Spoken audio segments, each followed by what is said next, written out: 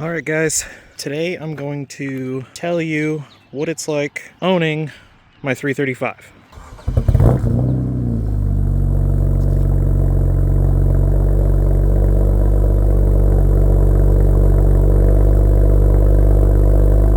So, what it's like owning my 335. This is a 2008 BMW 335 with the N54. It's got 154,000 miles on it.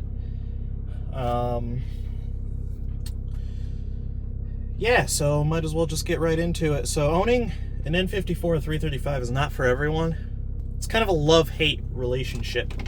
Let's get driving and then we'll talk more. So owning this 335, I've had it for a bit now. I think a year and a half, maybe 2 years. I don't really remember. But like I said, it's not for everyone. So the problem with an N54 is it has a lot of little issues, right? You can have a leaking injector, you can have a bad high pressure fuel pump, you can have a bad low pressure fuel pump once you start actually making power. And all that can get annoying, especially this car's old now. It's pretty old. And you get all the coolant lines leaking as well, so then you got to replace those. And it's just not a fun time. You know, you got a lot of stuff you're going to have to replace eventually.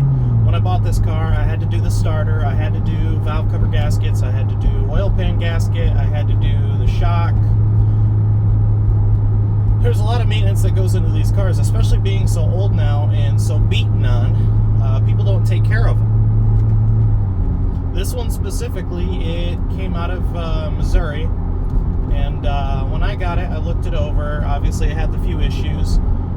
Somebody had self-tappered the side skirt to the car. Like, they just took a self-tapper and screwed it into the car to hold the side skirt on instead of replacing the clips. So I took that out and actually put a couple clips in it, and it's holding it fine. I'm not sure why somebody just decided to do it that way, because those clips cost like nothing. The car itself, while it's driving, is fun. Like, it's a really fun experience to get into boost. Of course, it's a turbo 6-cylinder. It's going to be fun. It's a really nice experience. It's one of the last, I think, raw engines that BMW made. I mean, not necessarily the M3 or M5 raw, you know, those are both NA high performance engines.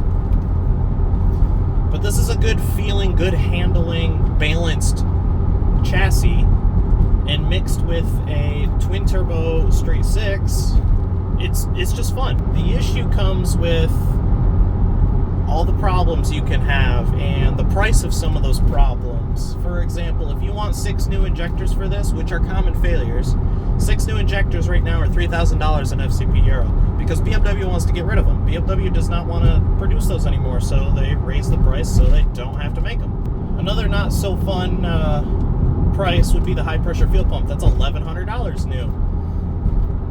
And you would think, being a project car, that's no big deal, but I bought this car for $6,000. Like, $3,000 plus $1,100, that's already more than half of what I paid for this car. Finding people that are honest about if something's working or not is hard. Finding used parts, like finding used injectors or a high pressure fuel pump, it's hard to find people that are going to be honest with you about it. The other issue with owning these cars, as I was explaining a little earlier, they're just abused. I've replaced both front struts and shocks. Rear springs have been replaced, although they need to be replaced again, because I think when one of the previous owners had it, they had base springs on the front, and this is a sport package car. So I'm not sure, but it sits higher in the front than it does the rear. It's really weird. More issues I came across with this car, that it was abused. I found out when I first got my MHD that this car's already been tuned. It was tuned on some weird, shitty tune that just didn't work very well. It was making less than stock boost. And I could tell it had been messed with before. The O2s were coated out, so it probably had a catless downpipe before. And the transmission had a tune as well. XHP said it was a stage 0 tune, so it had been tuned before. And unfortunately, that transmission ended up going out a little bit into my ownership. So I had to take the transmission out, find a new one, and replace it, of course. Then right after I replaced the transmission, probably like a week later, my PCV valve failed, and it blew all the turbo pressure through the rear main seal. So the rear main seal popped out, and it was just pissing oil everywhere. So I had to take the transmission out for a second time. Then, I guess this one is more my fault than anything. I was putting the torque converter back in, and I guess I nicked the input shaft seal because it started pissing transmission fluid after my second install of the transmission. So I had to pull the transmission for a third time.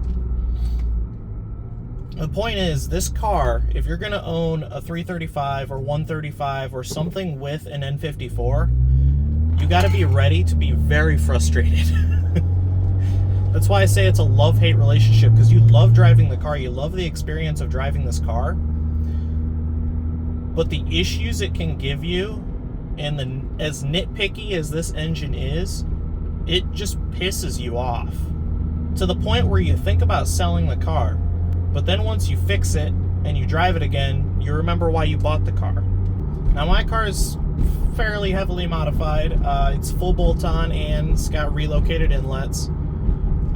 So I got VRSF catless downpipes, ARM 5-inch intercooler, 335D style charge pipe, because I have the relocated inlets. The inlets are the Turner Motorsports inlets, which actually bring in cold air from the stock air dam from the kidney grills.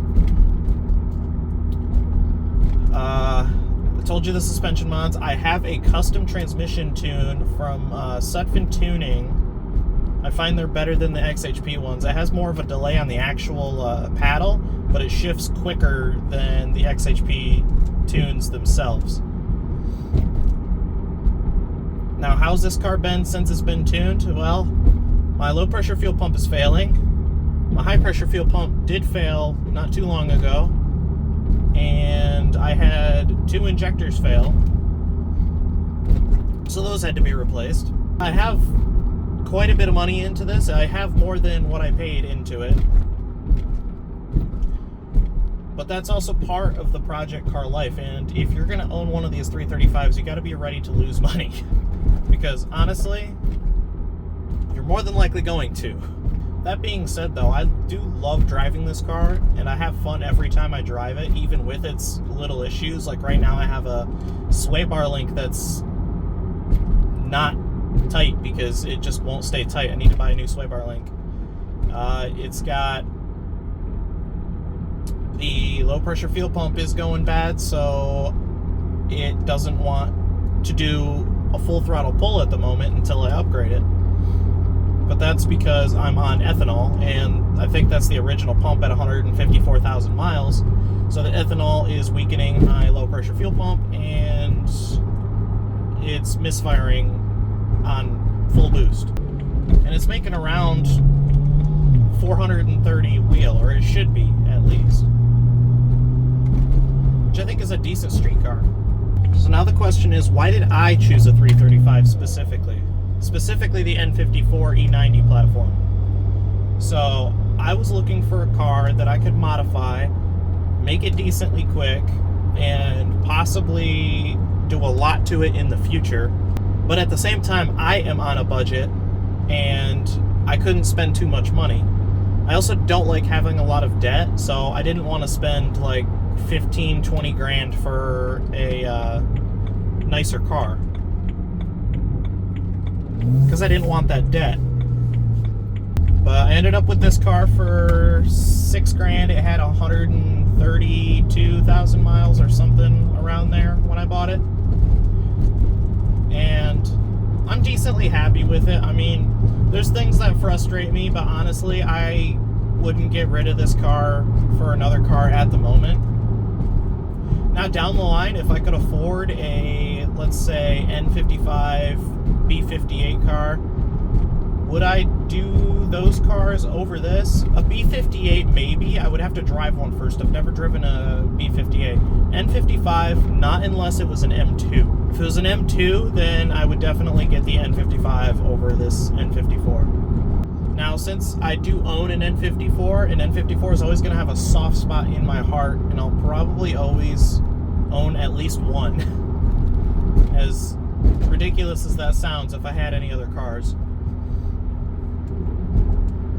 But the experience of this car is something you can't really explain. It's just so nice to drive. It's very well balanced. Even on stock control arms and everything, they handle really well. The M3 control arms just helped with that. And the aftermarket support of these cars is just ridiculous.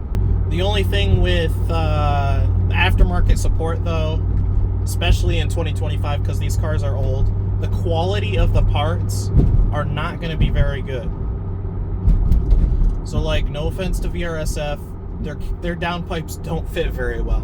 I mean, they're pipes. They do what they're supposed to do, but they don't fit the best. They actually sit on one of the bolts on the engine block that's sticking up, and it just rests on that. I mean, it doesn't cause any issues. It's just kind of an annoyance. It doesn't clear that. But I don't know. At the end of the day, it's a $6,000 car I've put some money into, and I can get some nice turbo noises, and it's decently quick. I think that makes it worth it. Because, I mean,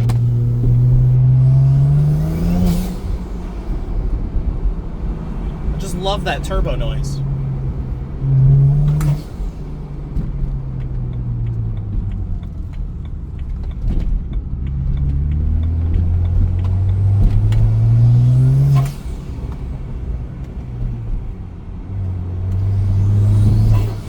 I don't know if there's any car under 10 grand that will put out the performance that this will, that can be as tuned as this can. That's what this car is good at, is being a budget performance car. And I use quotes because this car was never designed to be a performance car. But when they designed this chassis, they made it very well balanced, so it naturally handles really well. Just remember, if you are going to be buying one of these 335s, definitely have it looked over, or if you know your way around a car, look at everything, because there could be so many issues that you don't even know about. Like when I got this car, I already knew it had a battery issue, which is fixed now, but I already knew it had a battery issue because it had about 70 different codes when I went to look at this car. And I wasn't worried about half of the codes because it was a battery issue. And the other thing, diagnosing this car, it's not always as easy as it seems. So a lot of cars, they'll tell you something's wrong and it'll give you a code. You look up the code and see what's going on with it, and then you fix whatever it's saying is not working. This car is different. For example, I did not have a code for my high pressure fuel pump when it went out. What I had was a heavy drop in rail pressure on my logs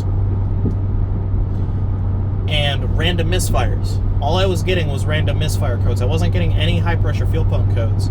The only reason I knew it was high pressure fuel pump was because my rail pressure was dipping to like 600, 700, sometimes even as low as 500 on boost, and it shouldn't be hitting that low on boost. Do I think these cars get a lot of hate because of the reliability?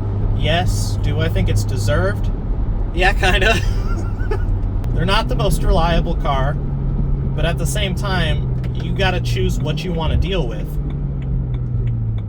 Do you want to deal with some issues and have a cheaper car that's gonna be fun and handles really well?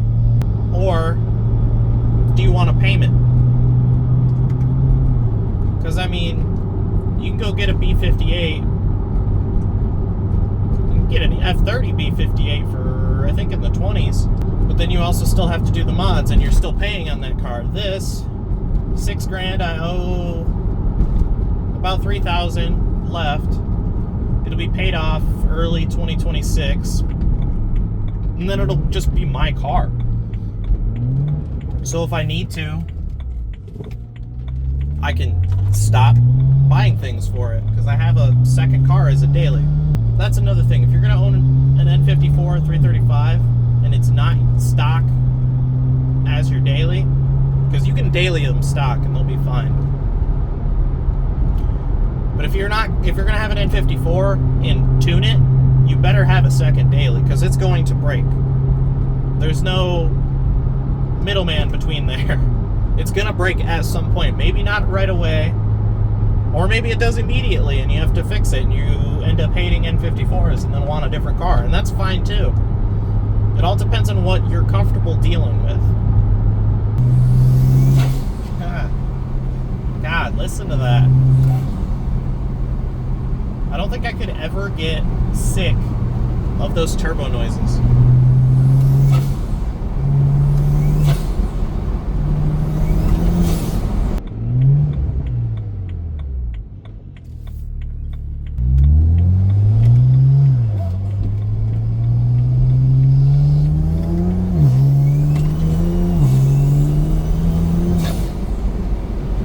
Anyways, guys, my rant is over.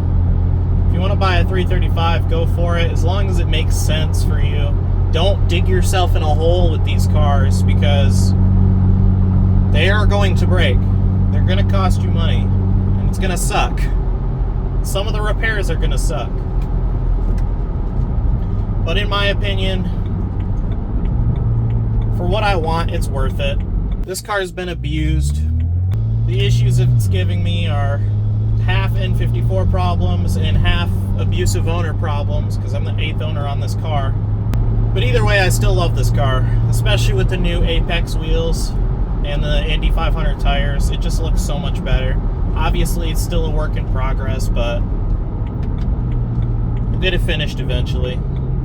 Well, guys, that's my rant, I guess, about the N54 powered 335. Let me know your guys' thoughts down below on these cars. Let me know if you guys are interested in buying one or if you were looking at them or whatever. All right, I will see you guys in the next video. And finding